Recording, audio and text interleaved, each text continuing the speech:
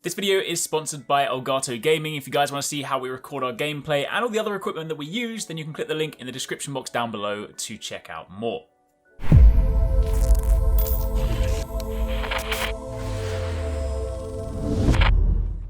Yo, what's going on guys? HyperX here. Welcome back to another video for Halo Infinite. And in this one, I want to go over some of the stuff you can get up to in the open world. 6 things, in fact, you can do when you are exploring the more open portion of the game. Of course, when you do begin the game, some of the missions are slightly more linear, and of course you will still have some of the sort of traditional Halo style missions, but in between that, when you are not necessarily embarking on the main story narrative, you can then go off and do some side activities, some sort of additional things, basically stuff that not only fleshes out the world, fleshes out your character, but just gives you a chance to explore the wider game world, which of course is incredibly awesome. So let's take a look at what's available. So if you guys do enjoy this, a like would be super appreciated. Comment down below if you have any questions. Let me know what you guys think of this. What do you think of the kind of more open nature to Halo's campaign? Because of course, if you guys have played it before, then of course it is very sort of story driven from beginning to end. So it'll be really kind of interesting to sort of see what you guys feel on this. You know, are you quite excited to explore in a more free manner? Or do you think you may miss the sort of more direct approach? Either way, let me know in the comments down below. And of course, don't forget to subscribe if you guys have enjoyed the content lately. So, kicking it off at point number 1, capturing forward operation bases, or FOBs as they are often known. This is one of the first things you will be doing because when you first get access to the open map, they are the first things that are plotted, and in capturing them, they also then give you the ability to basically discover other things. Forward operating bases, when you go over to them, they're basically small structures that are overrun by enemies, and you simply have to clear the enemies and then hack the terminal, and in doing that, you then take control of the FOB. That then becomes a base point for you, which you can then do a number of things from. First things first, it becomes a fast travel destination, so no matter where you are on the map, you can fast travel there if you want to get somewhere closer. Handy, of course, if the next mission just so happens to be next to a FOB. In addition to this, it's a place to restock. You can go here for ammo, you can go here to swap weapons. It's also a place you can go to call in vehicles, so of course, as and when you unlock more of them, especially given how expansive the world is, then you're not going to want to go everywhere on foot, so of course having the ability to call in vehicles and drive them from there is very handy. You'll find many of these located around the map, and again, once you do capture some of them, they will then reveal additional activities in the vicinity. One of those activities are, of course, side missions. Not exactly sure what they're called officially in-game, but effectively different color icons. The one that I got to experience in my preview was to basically go over to this big enemy base, and you then had to go and destroy a load of silos. You also then had to go and sort of stop their vehicle production sort of dismantling plan.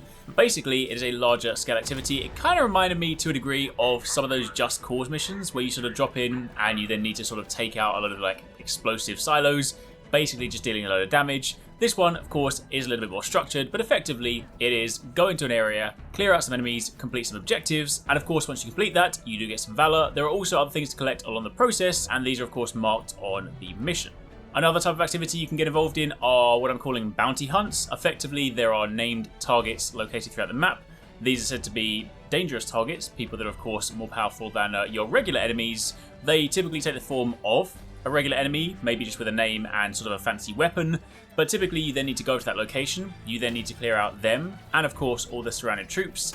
And the interesting thing about doing these ones is that in the process of completing it and defeating them, you then also unlock some more weapons for your forward operating bases, so this is basically a chance to unlock more things for you to swap out to in between missions.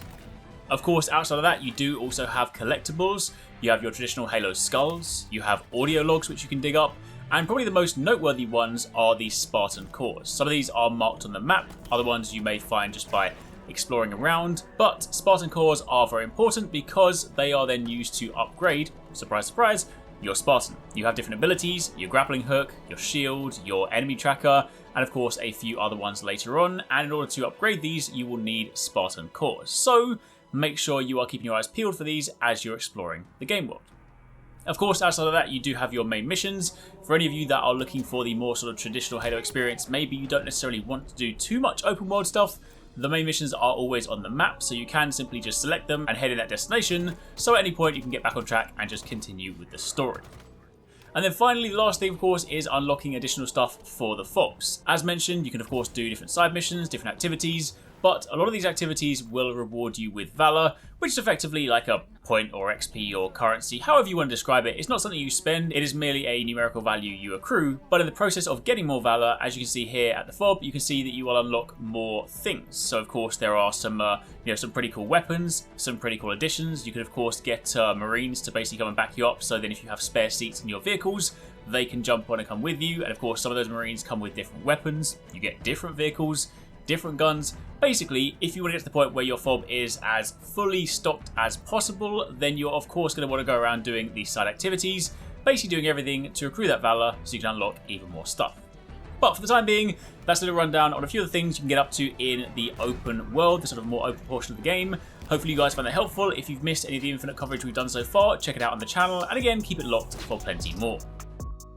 Thanks very much for watching. I hope you guys enjoyed the video. If you want to catch more from us, don't forget to subscribe and turn on notifications so you don't miss our latest uploads. And if you want somewhere to hang out, play games, or chat all things from games to anime, food to fitness, consider joining the HyperX Gaming Discord.